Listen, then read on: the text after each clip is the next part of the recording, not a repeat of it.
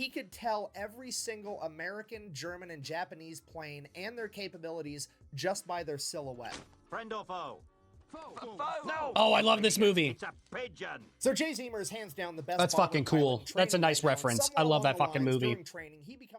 What's going on, you bunch of heathens? Today we are checking out an older Fat Electrician video that I somehow never actually ended up seeing. But I saw it in one of my recommendeds. And it sounded really interesting. I mentioned it in one of my last like 3 or 4 videos, I want to say. I was like, oh, did I react to that? Because I wasn't sure. And from what I've seen, I haven't. I'm pretty sure I haven't. It is called The Infamous Eager Beavers and Their Custom B17 Bomber, Old 666. Like, it's not liked on my thing. Like, it seems like something I would remember. So I definitely wanted to check it out because, I mean, it just sounds fucking cool. Eager Beaver is just a hell of a fucking name.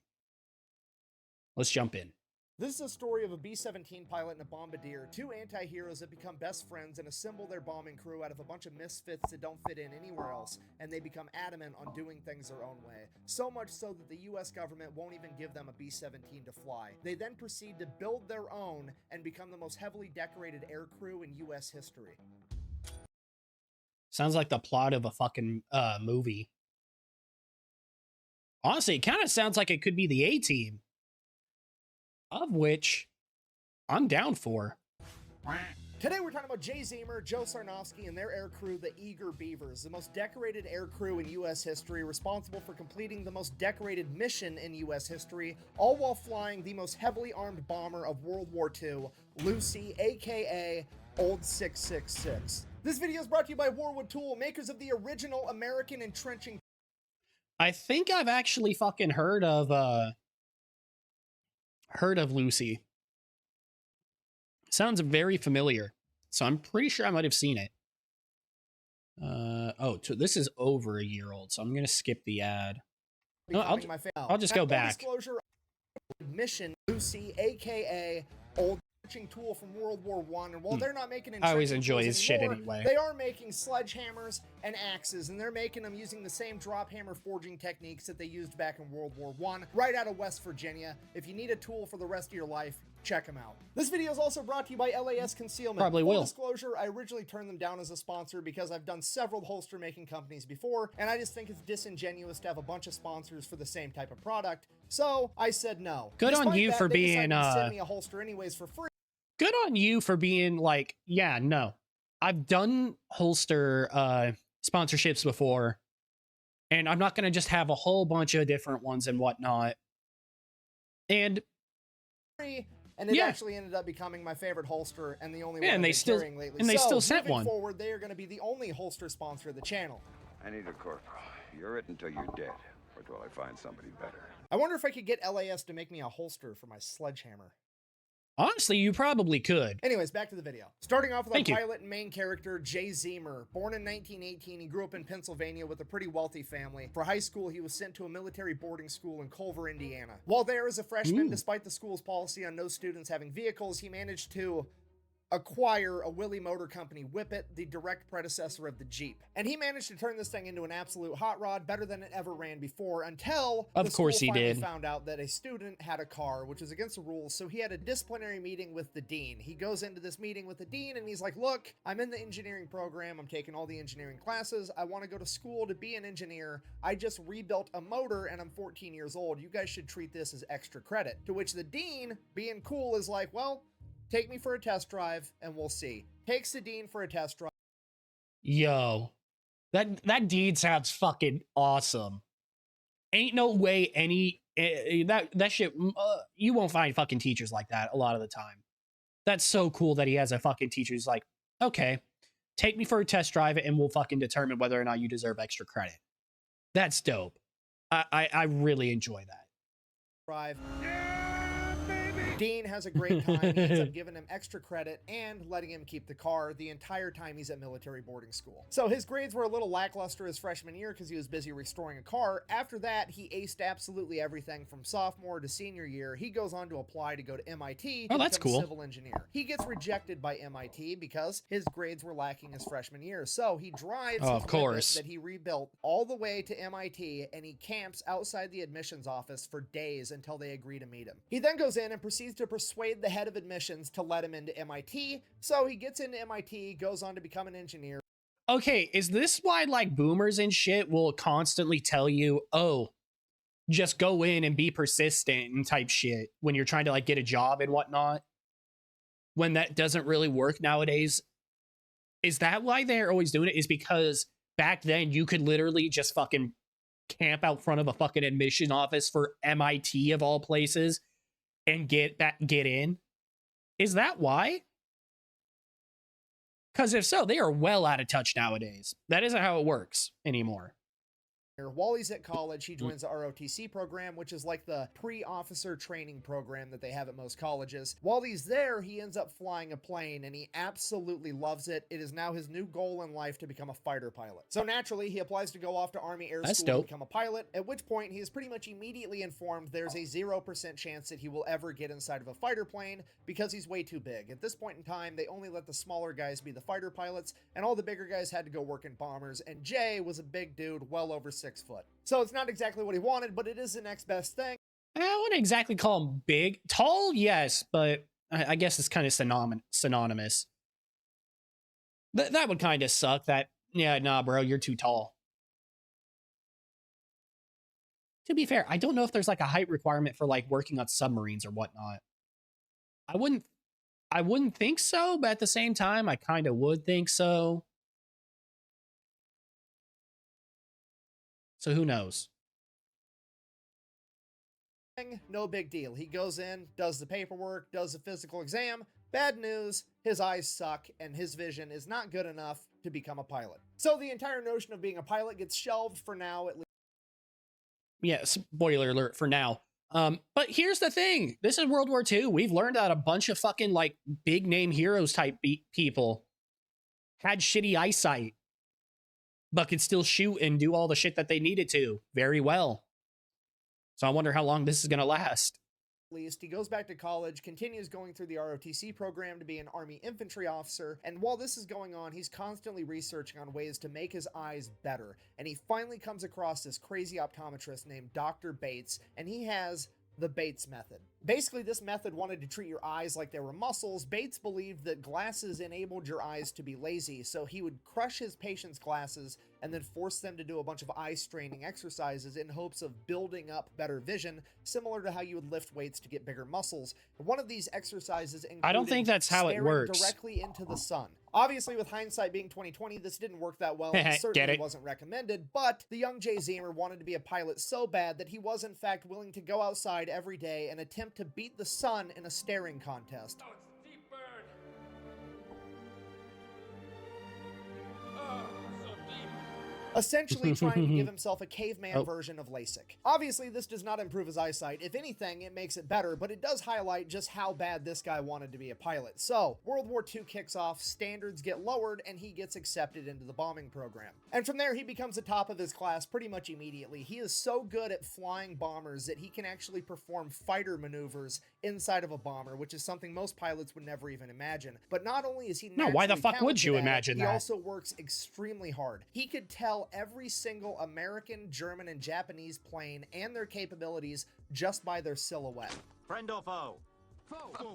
No. Oh, I love this movie. It's a pigeon. So Jay Zemer is hands down the best. That's fucking cool. That's a nice reference. I love that fucking movie. During training, he becomes friends with the best bombardier in training by the name of Joe Sarnofsky. This guy is basically the Larry Bird at putting warheads on foreheads. They hit it off. They become best friends. Yes, I love that. I love that quote. After they graduate from school, they get separate missions and they get separated. So early 1942, Jay Zemer gets assigned to the 5th Air Force, and he's not happy about it because the 5th Air Force is also referred to as the Forgotten Fifth. The reason they're called called that is because they are stationed in Australia, and their job right now is to basically run a containment war against Japan, trying to slow them down and contain them to the Pacific. And at this point in time, nobody cares about the Pacific theater. The entire world is watching the European theater as America and Great Britain fight their way through North Africa into Italy to take back France and eventually overthrow Germany. That's where the majority of the funding's going. That's where all the attention and glory is. That's the place where young, motivated men like Jay Zemer want to be. But that didn't happen. So Jay shows up to Australia. He is of course not. The fucking new guy. Nobody trusts him. He has zero street cred. Nobody wants him in their crew. Now, this is partially due to the fact that he's a new guy, and that's just how it goes for new guys, sure. But mainly, it's because the Japanese are kind of kicking America's ass right now. It's mid-1942. America just got involved in this war. A lot of their pilots are inexperienced. A lot of their equipment's outdated. And everybody's giving all the funding to the European theater. So it's not a great time. And you gotta remember, since this is 1942, America hasn't come out with the Hellcat or the Corsair yet, meaning that America has no fighter plane capable of going toe-to-toe with the Japanese Mitsubishi Zero. So even if the bombers did have a fighter escort, they weren't capable of going toe-to-toe with the Japanese Zeros anyways, so it has never been more dangerous to be inside of a bomber. It has never been more important to have everybody in that bomber crew as good as possible to increase everybody's chances of survival. If so facto, nobody wants to risk it on giving a new guy a shot. So it becomes apparent to Jay early on that if he ever wants to get kind of understandable, he's gonna have to do some gangster shit. So he goes over to the bulletin board, and on that bulletin board are the missions that are deemed so incredibly dangerous that they are volunteer basis only, and he starts volunteering for all of them, filling in any position where he's needed. The majority of these missions would wind up being reconnaissance missions, which is where they're going to take a B-17 Flying Fortress. Instead of filling it with bombs, they're going to fill it with extra fuel tanks, equip it with cameras, and send it way off into enemy-held territory all by itself to hopefully get some valuable intel. Now, as I'm sure you can imagine, a single bomber flying alone in enemy-held territory is extremely dangerous, and nobody is about to let you wouldn't say, huh? Or co-pilot be the brand new guy fresh out of school, so Jay just has to fill in wherever there's a gap. Over time, he winds up doing everything. He's a tail gunner, a ball gunner, a waist gunner, a navigation guy, a radio guy. I'm sorry. On early B-17s, I want to say, I wouldn't want to be a ball gunner, because I want to say it was the early B-17s. At least on certain models of certain B-17s, at least. You had to climb into that before takeoff, get sealed in there, and you were stuck in there till you landed again. That sounds like a fucking nightmare. Guy, he can do everything, and eventually he works himself up enough credit that they let him be co-pilot for a little while. And while he's working as a co-pilot, he figures out something very, very important. You have to remember, he's an engineer. He loves taking things apart, figuring out how they work, why they work, trying to make them better. And while he's sitting in the co-pilot seat, he figures out how the Japanese Zeros are tackling the B-17s. You have to remember, this is 1942. The B-17s that they are flying are the B-17Bs. They are the first generation of mass-produced B-17s ever, and they have one fatal flaw, and the Japanese figured out how to exploit it. You see, the B-17s have a ton of machine guns all over them to defend themselves. They have a tail gunner, a ball gunner, a waist gunner on each side, and a turret on top. The problem is, none of those can shoot in front of the plane. The only thing the front of the plane has is two 30 caliber flex guns, which you can kind of see right here, which might as well be nothing at all when it comes to shooting down an actual plane. Later generations of the B-17 would end up getting more firepower and turrets on the front to help alleviate this issue, but at this point in time, they didn't have that, so the Japanese Zeros would approach from behind, well out of range of the machine guns, pass the B-17 altogether, and then go and do a U-turn and approach the B-17 head-on and shoot it down, where the B-17 had no way to defend itself. And during his time as a co-pilot, that's fucking smart that he figured that out. Fast forward, Jay Zemer on his first mission, he finally got enough street cred, and there was finally a mission dangerous enough that they were going to let him be the pilot. Sure enough, a Japanese Zero shows up, does the exact same thing, passes outside the range of the guns, does a big U-turn, comes back to confront Jay's B-17 head-on. As soon as the Zero gets within range, Jay takes his B-17, turns it up on a wingtip, and banks, exposing the belly of the B-17 to the Zero, forcing the Zero to go the exact opposite direction and down, putting it directly in the firing lines of both the belly gunner and the tail gunner, shooting down the Zero. And that is just one of multiple combat maneuvers. Hell yeah, fucking dope. Inside of his head, pushing the B-17 airframe to its absolute limit. Fast forward, into the mission, he lands the plane, no problem. The dude sounds like the fucking that they are never getting on a plane. Dude sounds like the fucking real life World War II fucking bomber version of Top Gun, of Maverick. That's fucking dope. With Jay Zemer flying it ever again. And that becomes a new norm for a couple months. Jay went from the new guy that nobody trusted to fly to now he's so good, he's crazy, and we're scared to fly with him. That was until a bunch of new reinforcements showed up on the island, and among them was none other than his best friend, Joe Sarnofsky. So Jay and Joe start volunteering to go on a bunch of dangerous missions together. Same thing happens every time they fly on a mission. Pretty much everybody else on the plane refuses to ever go on a mission with those two ever again because they're absolutely crazy. But every once in a while, they find somebody just crazy enough to keep flying with them, and over the course of a couple months, they build up an entire air crew that starts volunteering together on every dangerous mission available, earning them the nickname the Eager Beavers. Making up the team, we have Bud Thule, apparently the only man smart enough to be a navigator and crazy enough to fly with these guys, and then of course we have Jay Zemer, fucking hilarious. Joe Sarnofsky is the bombardier, and from there it just gets completely out of hand, because after that we have the radio expert, William Vaughn, aka Willie. He is one of the most experienced bomber crew members in the entire US military at this point that's been on countless missions, one of which his B17 landed to refuel when his crew was ambushed by 500 Japanese soldiers. They took the machine guns out of their B17 and proceeded to defend themselves in a firefight for 10 hours until the Australians showed back up. Yo, what the fuck? Hours, Willie had 14 confirmed kills, 4 of which were in close quarters combat, 2 with his Colt 45 1911, and 2 with his knife. This really is the A-team of bomber crews. Holy shit. That's so fucking cool. Zemer said he didn't plan on getting in any knife fights at 30,000 feet, but if he did, he had Willie. Next, we have camera expert and waist gunner George Kendrick. Typically on a B-17, you're supposed to have one waist gunner on either side of the plane, but Kendrick preferred to man both sides completely by himself. When Jay Zemer asked him if he wanted to find another waist gunner for the other side, Kendrick said, and I quote, "These are my guns and I'm gonna shoot all of them. I don't need to be bumping asses with another guy while I do it," which is the most American shit I've ever heard in my... Okay, so if you're named Kendrick, are you just automatically a badass or something? Because that seems to be a fucking... I know one Kendrick who's a badass. Fucking played the Super Bowl recently. Is that just like a requirement to be named that or something? 'Cause it kind of seems like it. Which, I mean, can you really argue with me on that when I say that? Because that sounds like it. Entire life. Next, we have Johnny Abel, a 19-year-old farm kid that's so mechanically gifted that he is deemed more valuable as a mechanic on the ground than he is a member of a bombing crew. Despite that, he wants to be a pilot. So, Jay is teaching him how to become a pilot, but in the meantime, he's the topside turret gunner. Next, we have the tail gunner, and he is the biggest, fastest, strongest man in the entire 5th Air Force, Herbert Pugh, aka Pudge. There was a couple other... I'm sorry. The tail gunner has the last name Pugh. Dude was born to shoot fucking guns. Stragglers that came and went on a couple missions here, a couple missions there, but this was it. This was a core group of men that became best friends and went on the most dangerous bombing runs and reconnaissance missions that the war had to offer. Because of this, they very quickly built up an incredible reputation and became too valuable to lose, at which point leadership doesn't let them go out on the dangerous missions anymore, and they send them out on a regular bombing run with like 10 other B-17s, and if that wasn't bad enough, they're going to make Jay and his men be the first bomber in line, which if you don't know, of course, because you know, in the entire run. You know, these guys are so good at their jobs. We're not going to let them do the shit that they're best at.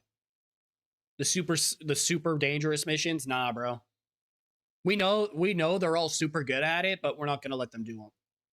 Because as soon as their bombs hit the ground, that's what alerts the enemy that they're even there. So when they go through, there's no enemies manning the anti-aircraft guns. So they're done and gone by the time there's any enemies returning fire. It's that 2nd, 3rd, 4th, 5th, 6th, 7th, 8th plane that faces the real danger, and that's just not okay with Jay and his men. So they go out on the mission. I wouldn't imagine it would be. And they are the first ones to drop their bombs, just like they're ordered to. They make a clean getaway. They get out to open ocean, at which point Jay tells his men, get ready for a fight, because he does a U-turn, goes back in, flies over the enemy compound at 1,000 feet, while his men from the ball turret, the waist guns, and the tail guns open fire on the enemy's anti-aircraft positions on the ground, literally becoming a ground attack plane like they're an antique C-130. They were able to knock out all of the enemy spotlights in most of their anti-aircraft positions, and every single B-17 on that mission made it back home. So Jay, the Eager Beavers, and all the other B-17s on this mission make it back to base completely okay, at which point Jay is treated like a hero by his commanding officers. No, I'm just kidding. You see, the commanding officers can't give... I was about to say, that doesn't sound right. I was gonna say, ain't no way they fucking letting this dude get off with it. I was going to assume he got his ass chewed out. Give themselves a bunch of medals if their men are defying orders but doing the right thing because it makes them look bad. So naturally, Jay is somehow the bad guy here. So he, of course, and the God forbid, are all confined to quarters pending court-martial. The only reason that Jay and his entire crew weren't kicked out of the military right then and there was because there was a journalist in Australia with the 5th Air Force that heard the story from one of the other B-17 crews, and they reported on it, writing a story that would end up getting read by a congressman that wanted it investigated, and he demanded and ordered that chain of command to give Jay, Joe, and all of his men on that air crew a silver star. So at that point, Jay and all of his men get a silver star. Fuck yeah, journalists doing journalist things when they should. Woo! Leadership just kind of has to drop the issue, but also, fuck these guys. We're not going to give them easy missions anymore. We're only going to give them the hardest missions we have, and if they die, they die. We don't really care anymore because they made us look bad. Which is exactly what Jay and his men wanted all along, so it all works to be fair, that sounds like what they wanted. Dangerous mission, officially known as Flight of the Geishas. Naval codebreakers have deciphered enough messages to figure out that in the city of Raboul, there's a hotel, and the penthouse of that hotel is being used as an exclusive officers club where they are being entertained by a bunch of geishas and getting hammered. And among those officers is rumored to be none other than Admiral Yamamoto, the leader of the entire Japanese Navy. Their mission is to fly in with a single B-17 under the cover of night, bomb that hotel, take out all the high-ranking officers, and make a clean getaway. So Jay and the crew get pulled in, they get briefed on the mission, no big deal. Sounds easy. Go off to bed, they got a big day tomorrow. Everybody except for Joe Sarnofsky. He stays up all night long studying the map of the city of Raboul. Nobody knows why. They just think he's overcautious. They go to bed. Joe stays up. Fast forward the next day. They take off on their mission. Jay... What does Jay know? What does Jay know that the others don't? What is he seeing that we don't? He flies them all the way there, gets them real close to the hotel, at which point Jay can actually send the controls of the plane over to Joe Sarnofsky in the bomb bay, so Joe can control the plane and really line up the shot that he wants with this bomb. So Jay sends the controls over to Joe. Joe opens the bomb doors and veers way off course, miles and miles off course, like 10 miles off course. Joe steers this plane essentially blind, driving the plane just from what he can see outside of the bomb bay. And then, before anybody even knows what's happening, Joe just says bombs away, drops the bombs on a seemingly random location, and sends the controls back over to Jay. Everyone is completely Why? Did he see it wasn't really where they were or something? Confused. Nobody knows what's going on. The bombs make impact, and there is a humongous explosion, way bigger than this 500-pound bomb could have ever done on its own. Joe had just hit a major ammunition depot for the entire Japanese Navy, and his single bomb set off a chain reaction, blowing up the entire that's facility. What he saw. Come to find out, Joe Sarnofsky didn't feel right about killing innocent geisha girls, and he decided that he was going to find a target that was just as, if not more valuable than the officers club, and blow that up instead. So they make it back to base, tell leadership everything that happened, and leadership is absolutely furious that they decided to do their own thing instead. They interrogate the entire crew, but nobody is ratting on Joe Sarnofsky. Something, didn't you, Jerry? I did not say nothing, man. Why you always... I did. What you say? I told him I'm banging your wife.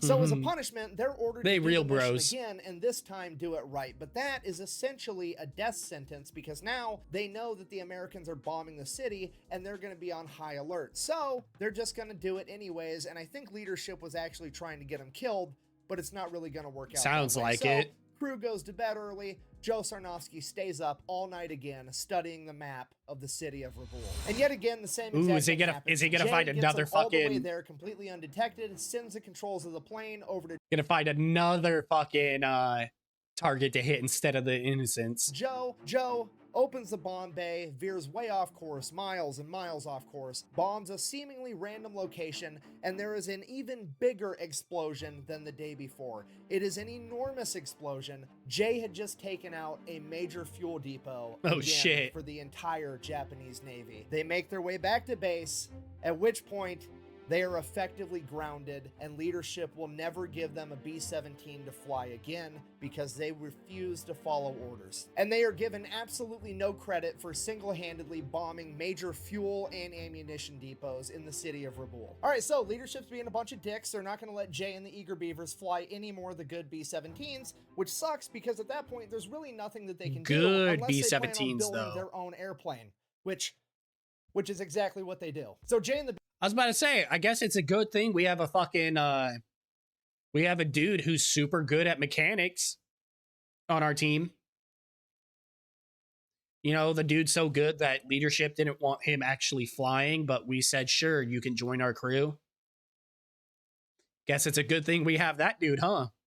The Beavers go out to the boneyard, and the boneyard is not just where planes go to die. They go there to be cannibalized for any good parts they may have left to keep all the other planes still running.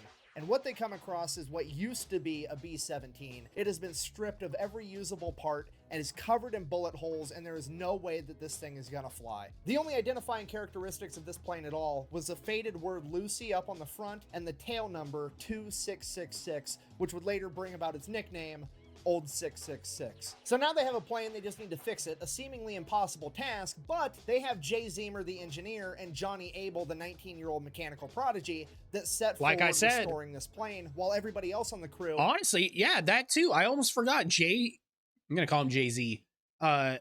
He was an engineer. And like, he knew how they actually worked and went together. I forgot about that. That also fucking helps. Goes out and steals all the parts they need to do it. I mean, strategically transfers equipment to an alternate location. Some of the equipment that the Eager Beavers managed to acquire included 4 new Cyclone engines, radio equipment. How the fuck do you steal 4 engines to a B-17? Like, I would love to know the story behind that. How the fuck do you get those? Camera equipment, and 19 50 caliber machine guns. Right off the bat, we have a problem because right around the time that the Beavers start finding all of this amazing equipment, a bunch of other air crews seemingly have lost a bunch of their amazing equipment. So, oh wow, what a coincidence. Go back and try to steal it off of Old 666, at which point the only logical solution is for the entire crew to start living on Old 666 while they restore it all day and all night and spread the word that the 50 caliber machine guns are loaded, and if that doesn't work, you get to fight Willie about it. At this point, leadership has completely lost control of the situation. Everybody— And isn't Willie the fucking super big dude who's the biggest, fastest dude in the 5th? I think that their tail gunner.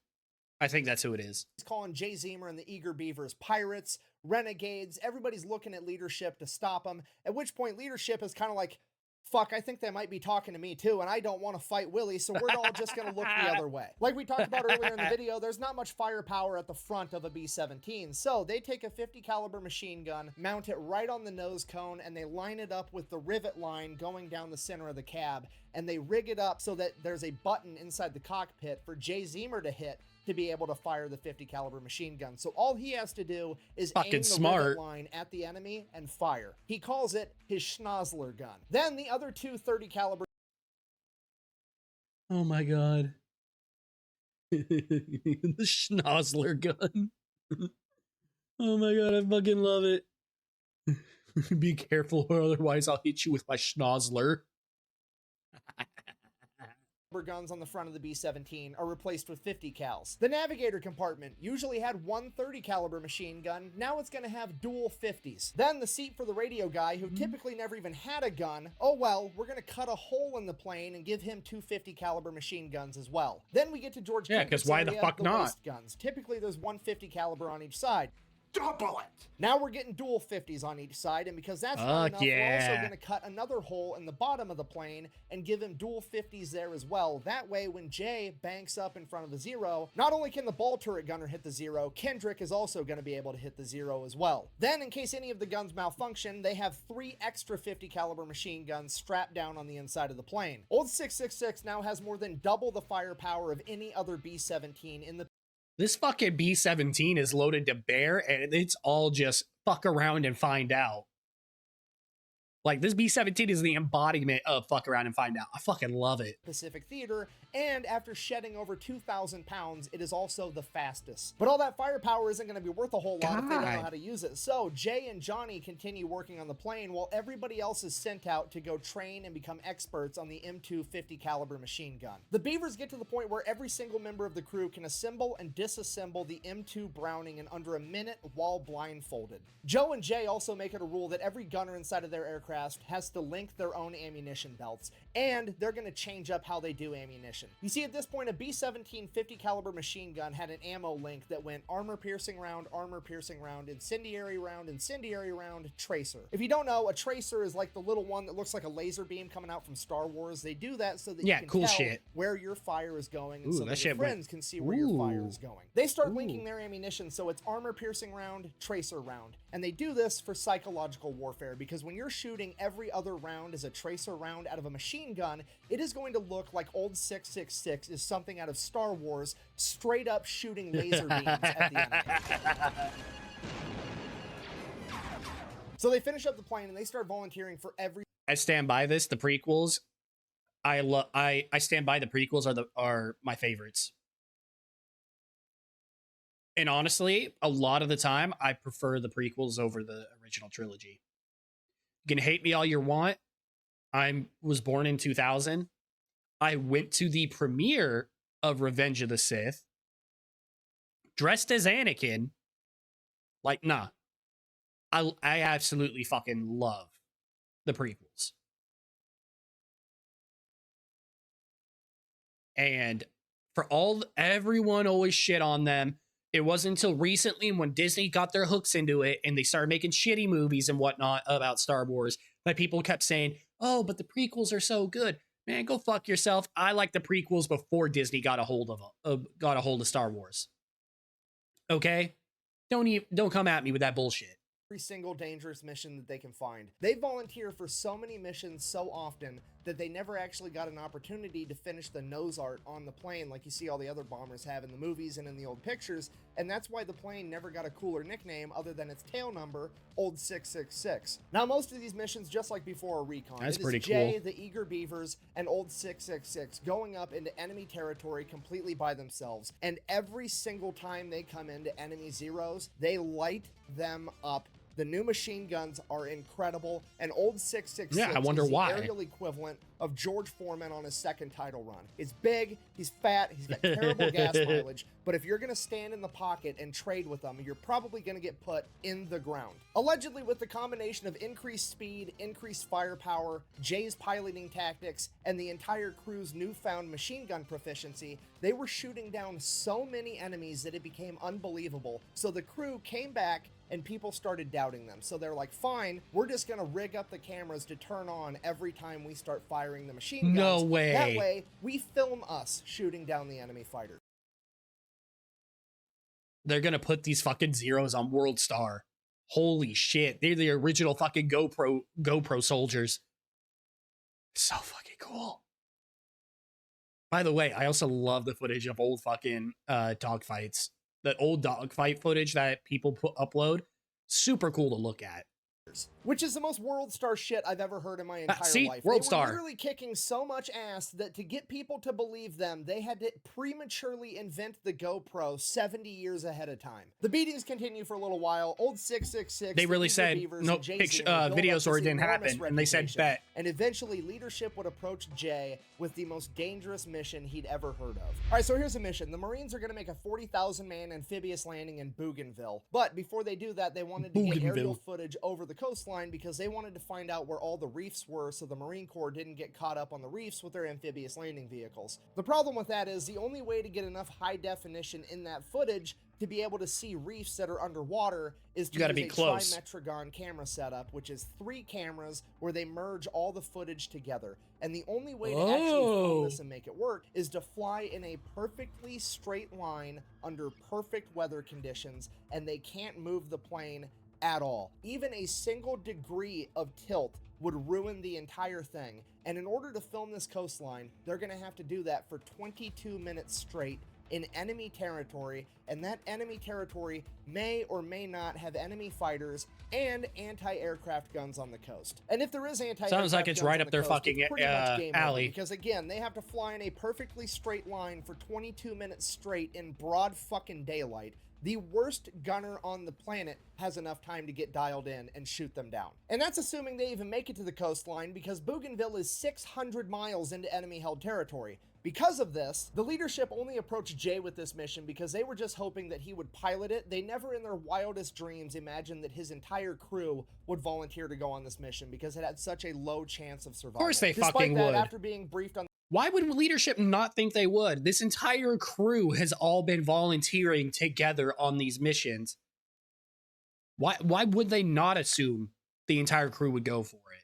the entire thing, Jay rushes over to the barracks where the Beavers are, briefs them on the entire thing, and he's like, look, I'm calculating there's like a 10% chance that we survive this. I don't expect any of you to go with me. I don't blame you if you don't in any way, but if you do want to volunteer, there's nobody I would rather have up there with me than you I like guys. those odds. At which point, every single one of the eager Beavers stands up, and they're going with him. Whose car are we gonna take? Later on, when retelling this story, one of the Beavers is quoted as saying, "We thought so much of Captain Zemer and his abilities that we didn't give a damn where we went, just so long as he wanted to go there. Anything okay by him was okay by us." Jay then runs back over to the colonel that had just briefed him as he is pinning the volunteer slip onto the board to collect volunteers for this mission. Damn, they really... Jay-Z, really inspiring fucking confidence in his fucking men that it's like, yeah, no. If he wants to go there, we'll go. I don't care. So fucking cool. That's good leadership right there.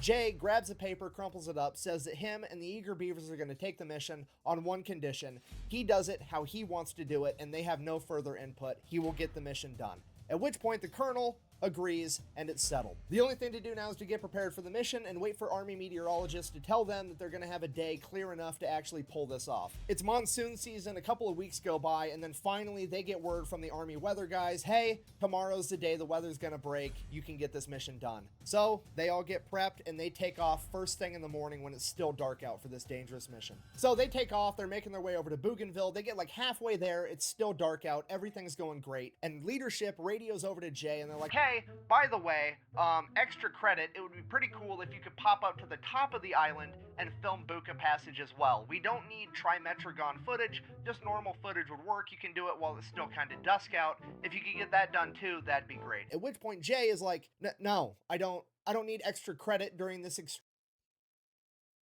No. Like, no, motherfucker. I'm already doing a fucking suicide mission. You want me to fucking try to do more? The fuck? Extremely dangerous mission. That wasn't what we agreed to. I'm not doing that. Then they're like, well, too bad, it's an order. To which he just like hangs up on the guy. He doesn't really care. He's going to do what he wants. I'm sorry. We already had an agreement, bitch. I do it how I want. You get no say. I ain't doing it.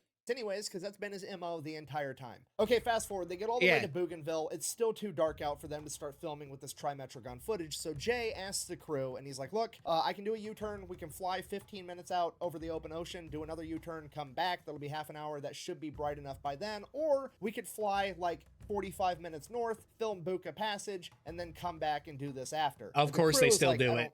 Whatever, I don't care. So they go, they film Buka Passage, then they come back. It is now broad daylight, so they start filming their trimetragon footage. They get 5 minutes into the 22-minute run, and they come up on a Japanese airstrip. And on that airstrip is over 20 Japanese Zeros, and he can see men running out to the planes to come get him. Now, Jay doesn't realize it at this point, but these weren't just normal Japanese Zeros. This was one of the best fighter squadrons that Japan had that was specifically brought in to go take out Admiral Halsey. And in this squadron, they had 2 aces with a combined over 30 confirmed air-to-air kills. And even if this wasn't a specialized badass fighter squadron, 20 on 1 is still completely undoable. They'd gone up against 5, 6, 7 Zeros. They'd never gone up against 10, let alone 20 plus. It's at this moment that Jay has to make a decision, because he knows that by the time all the Japanese Zeros get up in the sky, get in their formation, and actually attack him, he's going to have just enough time to finish this camera run. However, then he's going to have to fight his way out, which is probably a death sentence. Or he could cut and run right now, and he's almost guaranteed to be able to get away with a 20-minute head start. He's taken a second to weigh his options and really think about it, and he's just about ready to cut and run,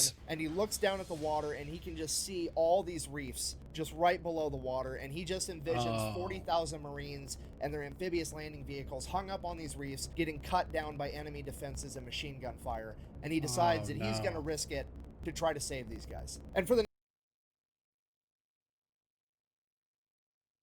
what a fucking Chad, or what a good man. Like, I don't even know how to describe him. Like, yeah, I'm probably gonna die if I stay.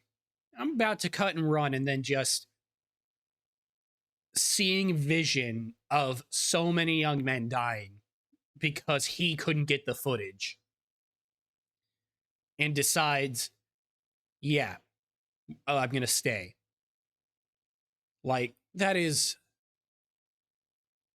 a hell of a sacrifice. Holy shit. The next 17 minutes, the crew gets ready for a fight as Jay keeps the plane completely straight and level in broad daylight as all the Zeros get up in the air to come get them. Fast forward 17 minutes later, 24 Japanese Zeros have caught up to them, and they are trailing just behind 666 out of machine gun range. Right as George Kendrick comes over the radio and says, "Give me 30 more seconds," 3 Zeros pass along the outside, do their U-turn to begin their attack run against 666. Then George Kendrick radios again that he has the film done. At this point, it's too late for Jay to do his normal evasive maneuver where he plays chicken with one of the Zeros, so he just lines up the nose of the plane and his schnozzler gun with the lead Zero shooting it down. Joe Sarnofsky down below inside the nose cone manning those guns manages to shoot down one of the other Zeros, and the third and final Zero was able to riddle the cockpit with 20mm cannon fire. This fatally wounds both Jay Zemer and Joe Sarnofsky, takes out all the navigation equipment for the plane, as well as the entire oxygen system. Jay Zemer is now slowly bleeding out inside of this cockpit with no way of knowing where he has this plane headed other than instinct and a compass that he's holding in his hand, and he has about 30 seconds of oxygen left before the entire crew passes out from hypoxia. And the remaining Japanese Zeros all now know that this is not a normal B-17, their typical tactics aren't gonna work, and they just begin swarming every direction they can, firing from all angles. Jay immediately puts the plane into a nosedive, desperately trying to get below 10,000 feet so him and his men can breathe with the oxygen system down. He drops 15,000 feet in just under 30 seconds. That is over 3 miles. In 30 seconds, this plane drops before Jay pulls it back up, and he estimates that they're at 8,000 feet. He doesn't actually know because the altimeter is broken, and the only way he can tell the altitude that they're at is because he's such a good pilot, he can look at the pressure gauge for the engine manifolds and be able to tell. At this point, the entire situation devolves into an all-out chaotic dogfight. Jay, while still bleeding out, is pulling off combat maneuvers inside of a B-17 that most pilots would never even attempt, and his crew instinctively knows how he pilots, so that they are able to pick off these Japanese Zeros one by one. Your average dogfight at this point in time lasted for less than a minute, and this dogfight would drag out for over 45 minutes, and the entire time Jay Zemer is losing more and more blood and more control of the plane, because at some point both rudders would become damaged and he would no longer be able to actually turn the plane using the rudders. But he's such an incredible pilot that he begins individually throttling all 4 motors, throttling one side up and the other side down, turning the plane that way. Throughout the course of this firefight, the eager Beavers shoot down and completely destroy 5 Japanese Zeros, critically damage and send back a bunch of other ones, and by the end of this firefight, there's 5 or 6 left, fully functional and coming to get them, and they are almost out of ammunition. And right as it looks like this is gonna be the end, the Zeros peel off and do a U-turn as they have to go back because they've ran out of fuel. At this point, Jay Zemer passes out and the co-pilot is finally allowed to take over the aircraft, something that Jay Zemer refused to let him do in the heat of the fight. For the entire flight back, Jay is coming in and out of consciousness, and the last thing he remembers is them landing and the ground crew rushing in as he hears the medics say, "Get the pilot last, he's already dead." He would wake up in the hospital days later to find out that he had lost over half the blood. Holy shit, he fucking survived. And the last thing you hear, can you imagine that? You just been in the most, like, the hardest fucking battle that you've been in your life. You finally get back, I mean, I'm sure he was. I'm sure he was happy that they took his men first, but still, can you imagine that? Just been through this horrific battle, get back, and they just say, "Get him last. He's already dead." To then proceed to wake up. Like, holy shit! There's no way he was actually expecting to wake up. In his entire body. But the intel that they had gathered was going to be used to launch Operation Cartwheel, a highly successful Allied offensive that military planners credited that success to the intel that Jay Zemer and the eager Beavers had gathered. As they should. Because of this, both Jay Zemer and Joe Sarnofsky were to receive the Medal of Honor. Unfortunately, Joe would have to receive his posthumously. According to the accounts of the rest of the crew, he was struck by a 20mm round during the first engagement. Despite that, he still managed to man the machine guns at the front of the B-17, shooting down an additional 2 Japanese Zeros before succumbing to his wounds. As for the rest of the eager Beavers, 4 of them sustained injuries, but they all survived, and all fucking of them dude deserves that medal. Service Cross for this mission, making this the most decorated air crew in U.S. military history, and making this the most decorated mission in U.S. history. According to the official Japanese reports, this story is highly exaggerated because according to them, they only sent up 7 Zeros to intercept Old 666, and none of them were shot down. However, when you take into account the verifiable fact that Old 666 was hit with 5 20mm cannon rounds and sustained over 187 bullet holes, and the crew depleted all of their ammunition, literally thousands of pounds. Did they not have their cameras to record the kills for this mission or no? Of 50 caliber rounds, it kind of sounds like the Japanese official reports are fucking lying so that they don't look bad. In conclusion, now you know the story of Jay Zemer and the eager Beavers, a bunch of young men that blurred the lines between bravery and insanity that ultimately were deemed so reckless that the government wouldn't give them a B-17 to fly. So yeah, I'm super glad I do know this fucking story now. Air crew in American history. Thank you for watching. Best way to support the channel is go buy some merch over at thefatelectrician.com. Quack bang out. That was a long video this time around. When you're editing this one in post-op, just cut out all the parts where I got teary-eyed. Those weren't emotions. My office is infested with onion-cutting ninjas. Nah, bro. I got teary-eyed. Like, that's fucking dope. Make sure you check out the original video. It'll be linked down below. Give it a like. All that shit. Like and subscribe if you want to keep seeing me. And until next time, take care of yourselves. See ya. She's got dick like